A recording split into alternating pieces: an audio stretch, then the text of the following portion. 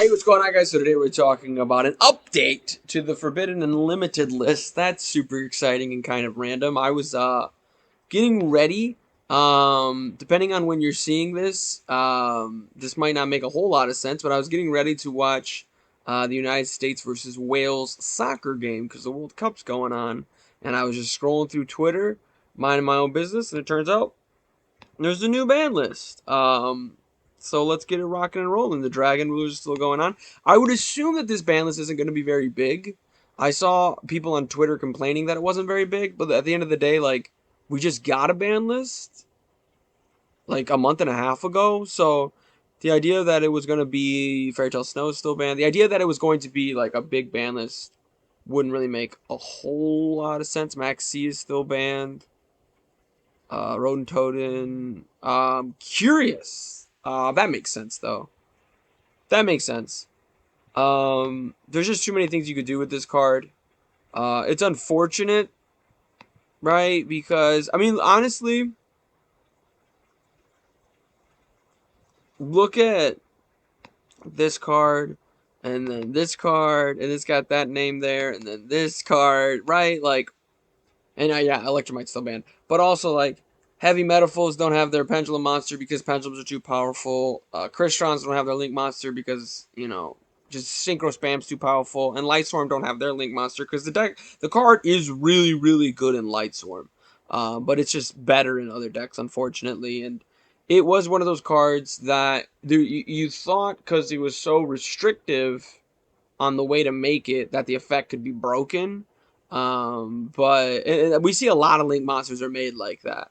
But unfortunately, that was just not the case. I'm glad the card got banned. It doesn't completely kill tier elements though by any stretch of the imagination. That's it for the monsters. So those are the only monsters that got banned. I guess we'll just keep scrolling down. Don't need to dive too deep into it. Mystic Mine got banned.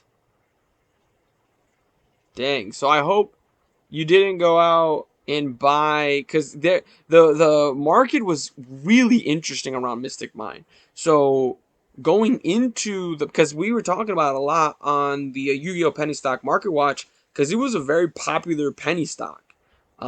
Because it was sitting at about $2 to $3, $4 for about a month and a half before the ban list. It doesn't get hit on the ban list. It shoots up to about $10, $11. We don't really have time to look at it right now, but I'd assume it's shot way back down to like the $1 to $2 mark.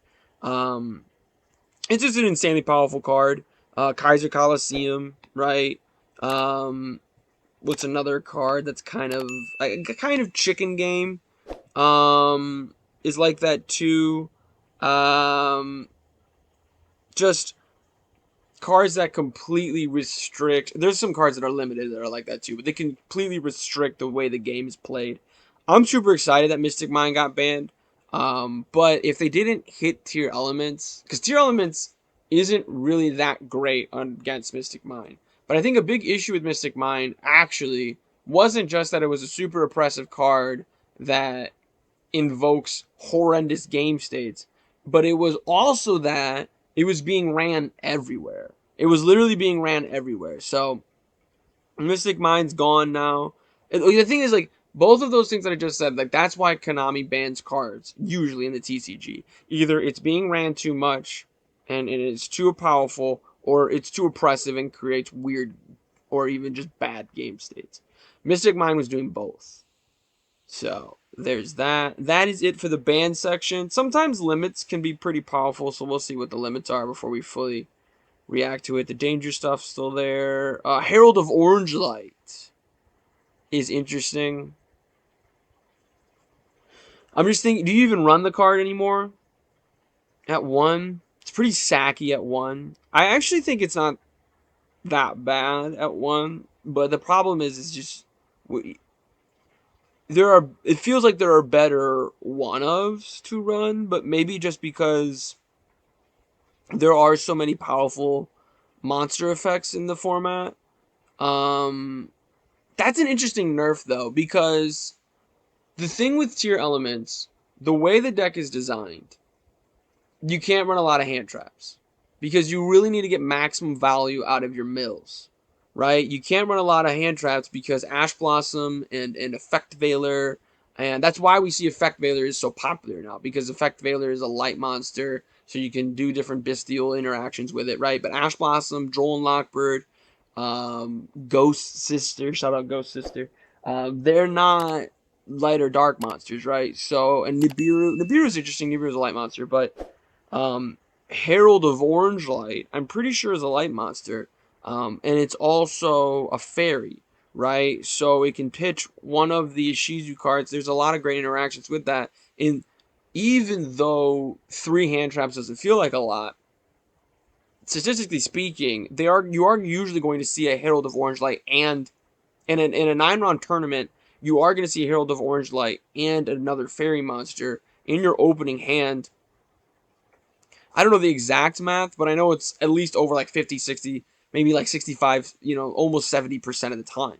Now with Herald of Orange Light at 1, now tier element players have to make the decision, do we just go full gas like Sky Striker, Drytron? Sky Striker has kind of drifted away from that, but like Drytron is definitely one of those archetypes like that. Dinosaurs is kind of like that, where it's just full gas, full engine. If they have hand traps, we try to play through it. Pendulum Magician is another one. Or do we go more stun based but still run our archetype like Tri Brigade does that? Sword Soul's kind of morphing to that. It's going to be interesting. I do think that actually that this is a better hit than it looks, because this card going to 1, like, well, they can still run it at 1. It's a better hit than they look, because it changes how they have to deck build. The tier element players. That's it for the effect monsters. That's it for the monsters. So that's the only newly limited monster. Like I said, we just got a ban list a month and a half ago. You'd like to see an emergency ban list, which is kind of what this feels like, even though it's not what they said it was. But you'd like to see an emergency ban list be a little more powerful. But no new spells. And that's it for the limited section. So far, it's been Curious, Mystic Mine, and Herald of Orange Light. Maybe something went to 2. Lyricist, Recital Starling, that does nothing. Went to 2. Okay, a good amount here. So, Ptolemaeus. D-Fissure. Oh my gosh. Oh my gosh. Oh my goodness. Okay, 1 second. So this is my official Twitter page. You guys don't have to follow me or anything like that. I just wanted to point out that I called this. One day tier is going to have to be castrated beyond belief. What do you think would be the list change that happens? D-Fissure to 3.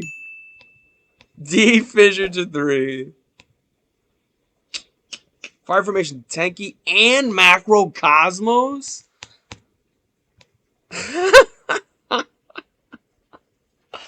Where are the Grand Maju players?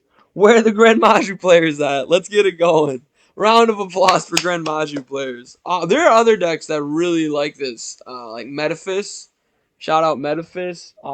What's like an actually good deck that wants cards banished? I forget. There's actually like a good... Oh, Flowanderies! I hope you have your Flowanderies cores, because they just shot to the moon. Metaverse, too. I agree with Metaverse. I never understood why this card was limited. Like, I understand it's very powerful to be able to activate a card right from your field spell, but, like, now that Mystic Mine's banned, what are you grabbing? Right? Probably, like, Necro Valley, Zombie World, Closed Forest, look it up, or an archetype-specific card, right? And that's really like Closed Forest, Necro Valley, or any other like Zombie World, like any other floodgate type field spell. They're really not that powerful. Whereas Metaverse can go grab an archetype specific card, right? And it's not as quick as Terraforming, which is still limited as we can see. But let me know what you guys think. D-Fissure to 3, Macrocosmo to 3 feels kind of crazy.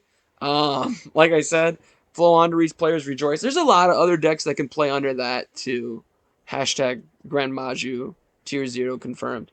I actually really like this ban list. It wasn't very big, and I didn't think it needed to be. I don't think D-Fissure and Macrocosmos are going to stay at 3, and I'm sure those cards are going to the moon. Hopefully you bought them already, because you're just a genius. I don't know why I didn't buy it. I tweeted D-Fissure to 3, but I didn't buy it. But anyway, let me know what you guys think in those comments down below. Make sure you guys click that like button, show your support for the channel, subscribe. for even more content. But most importantly of all, have a good day.